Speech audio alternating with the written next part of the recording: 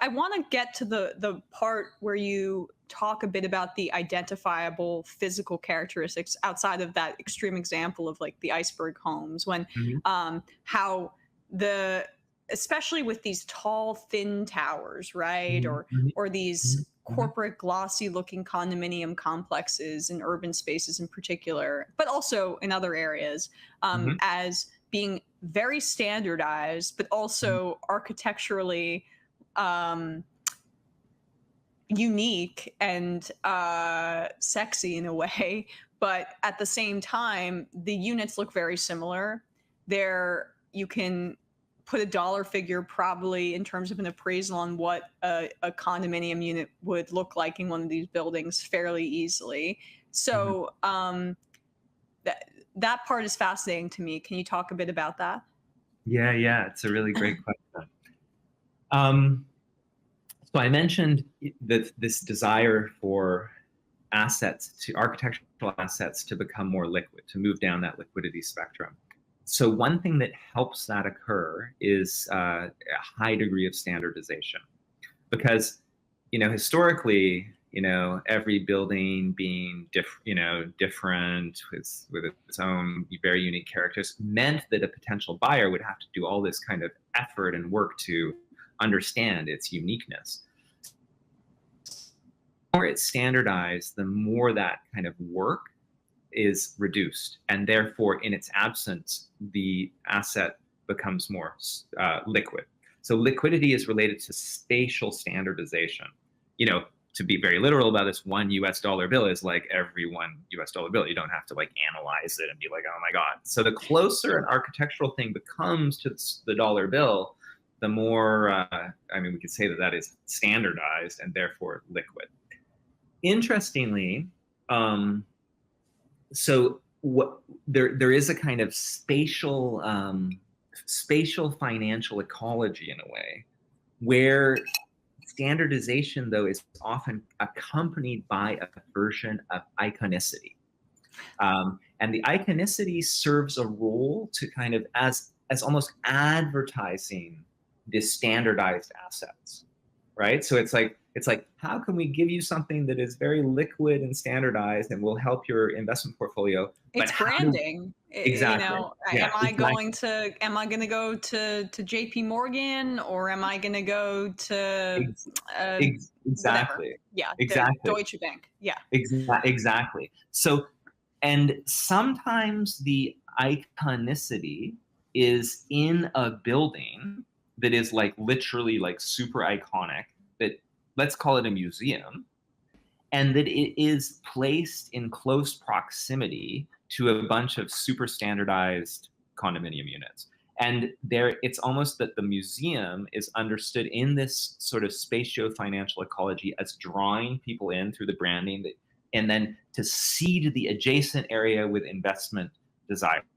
Now, in urban planning and urban design circles, people have made a big deal out of what is called the Bilbao effect. And this and so that was all to describe the phenomena that happened when Frank Gehry designed the Bilbao Museum, the Guggenheim Museum, brand new in Bilbao, Spain. And the Bilbao effect came to be seen as like, oh my God, the design and construction of this like eye-catching, super weird, iconic building totally transformed the city and made it way better. But when you really look at it, it's like, how did it transform the city and how did it make it way better? It had a lot to do with increasing its international profile and a place that became a magnet for heightened real estate investment. That's a big part of what the Bilbao effect is. It raised real estate values, it made the developers wealthier, and it raised tax revenues and made the city be perceived into a greater success. So cities around the world have wanted their own Bilbao effect. I would argue that the Bilbao effect is literally a kind of example of the role of architectural iconicity to raise the real estate values in a city in relatively standardized products. Now, sometimes the thing that is iconic is weirdly exactly the same thing that's standardized. And it's intriguing, right? Like, so in my book, as an example, I use 56 Leonard in Tribeca, in Manhattan in Tribeca, which Oh some of my your God, that building is like a terrible eyesore. People should look it up. yeah. So it's a super tall condominium tower that becomes kind of pixelated, is the word that some people use, like fragmented as it rises to the top. So it's literally these sort of very standardized spatial boxes that has attracted investors and buyers from all around the world, incredibly expensive, but in the offsetting of them is very atypical and is iconic. So it's a sort of it's sort of using hyper standardized increments that are offset to create iconicity. So it's very interesting how these architectural, I mean, it literally is a spatial and aesthetic operation. Yeah, or the Needle building here in New York too. The incredibly tall and thin tower is another great example of that. Is that what it's called? I think, are you referring to the one on 111 West 57th? I think so. I Super think so. thin that goes. Like, yes. Yeah, absolutely, absolutely. And then that building's unbelievable. I mean, it is. How many units in that are actually being used? I mean, one, I've heard it sways in the wind. Yeah. I've heard it's so tall that it sways in the wind. Yeah. I mean, come on, that thing is just built for the dynamic that you describe. I think, yeah, absolutely, absolutely. I mean, it's a good question how many units are being used. It's all of these things are cloaked in such secrecy, and there's all this effort to kind of obscure. It's really hard to find out. You have to do all this kind of cloak and dagger to figure out exactly how many units are being used in there.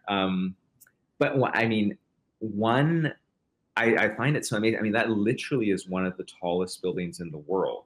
I mean, it's incredibly tall, and it only has like 56 units, or I can't remember the exact number, but it's just remarkable. All the units in there are one entire floor, or 2 or 3 floors. So they're literally like it's like this suburban form of urbanism, right? Like it's like a single family house in the center of the city, but isolated in the sky, which, by the way, I think is back to this question of liquidity. Is another example of the kind of like the very proportionality of thinness, I think, is something that helps achieve liquidity. Can you expand on that? And I know we might have to let you go. I just have a few more questions for you because this is fascinating to me. Yeah. Okay. Let's go back to, like the one. Okay. Oh, well. All right. If you think that multi-unit housing buildings can take any form, like they can be 4 stories tall, they can be courtyard buildings, so on and so forth. I mean, you really have to ask ourselves, like, what is it that's driving people to build these super slender things where there's an elevator that just deposits you in your unit? And I think let's just go on the elevator depositing in your unit in comparison to like a 6-story building with a hallway. The hallway is a place where you can potentially bump into your neighbors, right? Oh, well, and God forbid. God forbid. And let's imagine that, like, I happen to live in a building that has an exterior circulation system, and like, so you can, the richness of the social interactions in the building, I'm always bumping into my neighbors because you can sort of see from level up. So this is an example of heightened interactivity. Now, the antithesis is this tall, slender tower that deposits you in your unit. Gone is even the possibility of bumping into your neighbor.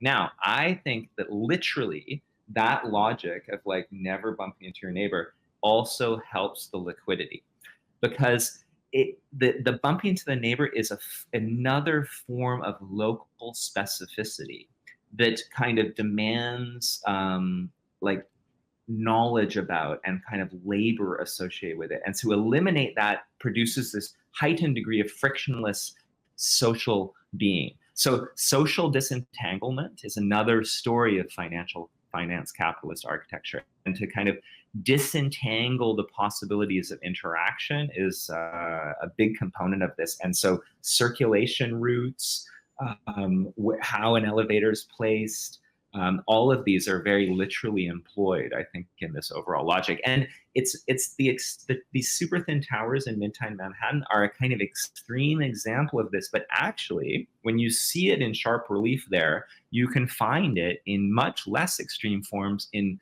building practices all around the world. It's not only in these big towers, actually. The big towers help us see the phenomena of social disentanglement related to financialization in more subtle forms that are happening everywhere.